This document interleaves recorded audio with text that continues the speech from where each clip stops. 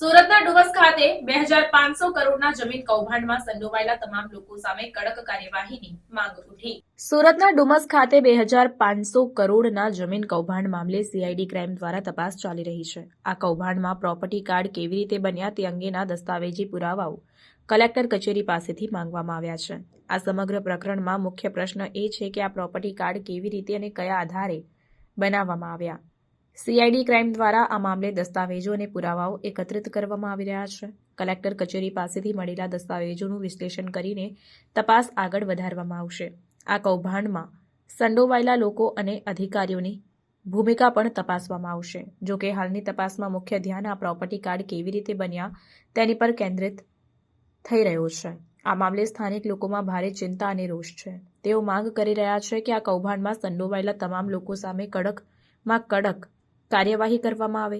આ જમીન કૌભાંડના કારણે સરકારી જમીનના દુરુપયોગ અને ભ્રષ્ટાચારના મામલાઓ સામે સવાલો ઉઠી રહ્યા છે। સીઆઈડી ક્રાઇમ દ્વારા આ મામલે ત્વરિત અને નિષ્પક્ષ તપાસ કરવામાં આવી રહી છે। આ કૌભાંડના કારણે સરકારી તંત્રની વિશ્વસનીયતા પર પણ સવાલો ઉઠી રહ્યા છે। સીઆઈડી ક્રાઇમ દ્વારા આ મામલે તમામ દસ્તાવેજો અને પુરાવાઓની તપાસ કરીને સત્ય બહાર લાવવાનો પ્રયાસ પણ કરાઈ રહ્યો છે।